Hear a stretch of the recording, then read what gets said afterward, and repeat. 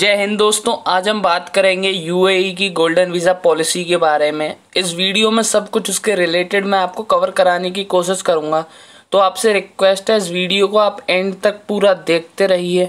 And में आपको बताऊंगा क्या इफ़ेक्ट देखने को मिल सकते हैं फ्यूचर में इंडिया को इससे रिलेटेड, तो इस वीडियो को आप एंड तक देखते रहिए। वीडियो को स्टार्ट करते हैं बिना किसी वक्त गवाए। A lot to know, a lot to discuss. देखिए, आपने ये आर्टिकल देखे होंगे, यूएई ने संजय दत्त को दिया है गोल्डन वीज़ा। संजय दत्त बन चुके हैं पहले भारतीय एक्टर जिनको यूएई के द्वारा गोल्डन वीज़ा मिला है। इन्होंने ये खबर अपने सोशल मीडिया प्लेटफॉर्म ट्विटर के थ्रू भी पब्लिश की है। बताया है इन्होंने इनको गोल्डन वीज़ा मिल चुका है यूएई के थ्रू। देखिए, ये बहुत से न्यूज़ आर्टिकल्स ने इस बात को पब्लिश किया है, जैसा कि आप इन आर्टिकल्स में देख सकते हैं, the Hindu and all other. अब मैं बात करूँगा यूएई ने क्यों लॉन्च किया है, क्या बेनिफिट है यूएई को इसका। देखिए, ये चाहते हैं वर्ल्ड के टैलेंट को अपनी कंट्री की तरफ अट्रैक्ट करना। इनका ये मोटिव है कि जो दुनिया के बेहतरीन साइंटिस्ट हैं, डॉक्टर्स हैं, इंजीनियर्स हैं, एक्टर एक्ट्रेस हैं, उनको ये अट्रैक्ट करें अपनी देश में। देखिए, आप यूएई, सऊदी अरेबिया देशों को देखेंगे तो ये देश आसानी से सिटीजनशिप देते नहीं हैं, बट अब यूएई में ये चेंज क्यों आया? देखिए, इसका सिंपल सा आंसर है, because of only the oil. इनकी जो ऑयल पर निर्भरता है उसको ये कम करना चाहते हैं। देखिए, इनको पता है आने वाले 20 से 30 सालों में जितना पैसा वो अब कमा रहे हैं, आने वाले फ्यूचर में उतना पैसा नहीं कमा पाएंगे। किससे? ऑयल से। इनको पता है फ्यूचर में भी अगर कमाई करनी है, जिस प्रकार आज ये प्रेजेंट टाइम में कर रहे हैं, तो इनको डेवलपमेंट करना होगा स्पेस एंड टेक्नोलॉजी फील्ड में, आर्ट एंड क्राफ्ट फील्ड में, और अलग अलग फील्ड में अलग अलग प्रोफेशनल पर्सन्स की इनको ज़रूरत पड़ेगी, क्योंकि इनके अपने देश में इतने बड़े प्रोफेशनलिस्ट हैं नहीं।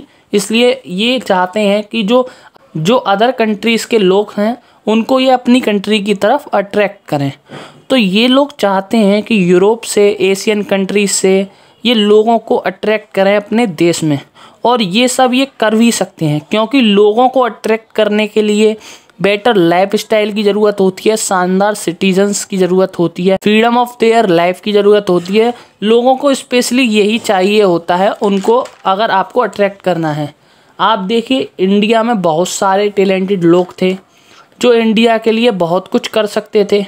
उनमें से बहुत सारे लोग यूएस चले गए, क्योंकि उनको पता था वहाँ पर वो ज़्यादा सैलरी मिलेगी, उनको ज़्यादा बढ़िया लाइफ स्टाइल मिलेगी। हमने बहुत सारे टैलेंटेड लोग खोए हैं, इसमें कोई शक नहीं है, सिंपली क्योंकि हम उनको एक बेहतर क्वालिटी ऑफ लाइफ ऑफ़र नहीं कर पाए।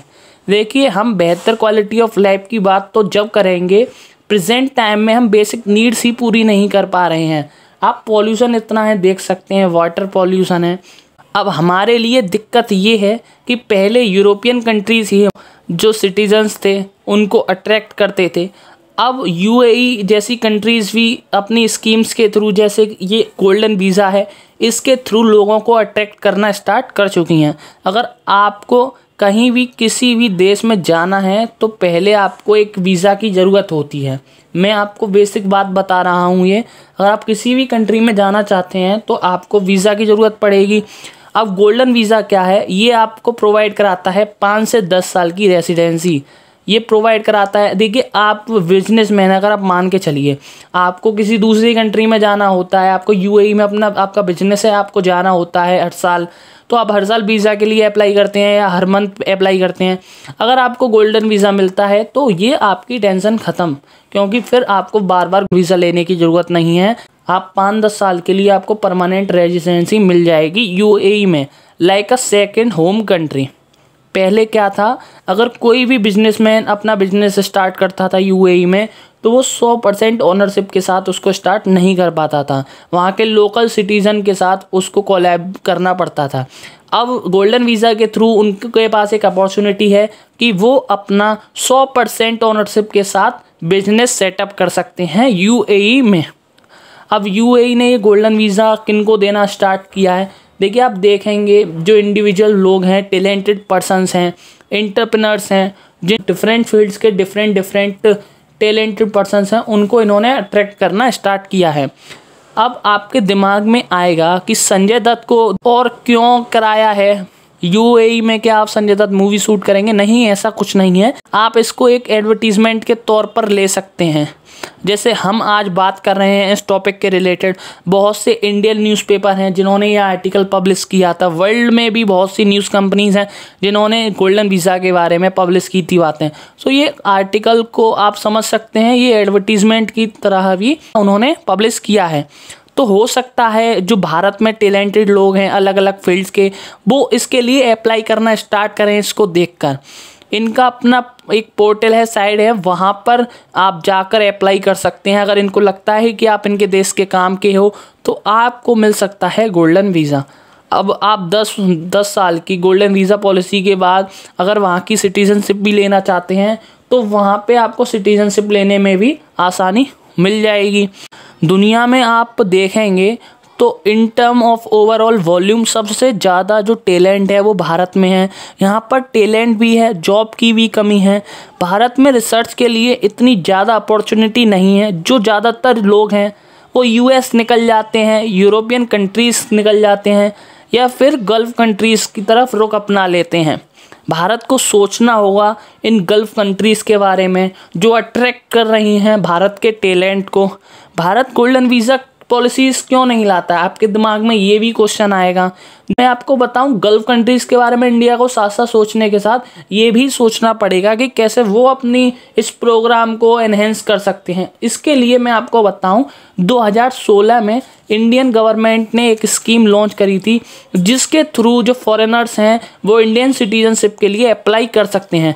पर जो इसका अमाउंट बताया गया था वो 10 करोड़ से ज़्यादा था। आप 10 करोड़ हमारे देश में जब इन्वेस्ट करेंगे, जब आपको सिटीजनशिप देने के लिए तैयारी की जाएगी। पर मैं आपको बताऊं, ये जो अमाउंट है वो बहुत ज़्यादा है as compare to other countries अगर आप देखेंगे। और जो ये प्रोग्राम है हमारी कंट्री में इतने बढ़िया तरीके से चलाया भी नहीं जाता है, इस पर जोर नहीं दिया जाता है जिस तरीके से इसको एनहेंस करना चाहिए as compare to other countries. आप देखेंगे जो यूरोपियन कंट्रीज़ हैं, यूएई कंट्री है जिसने अपने गोल्डन वीज़ा की जो बातें हैं वो इतनी खुलकर दुनिया के सामने रखी हैं।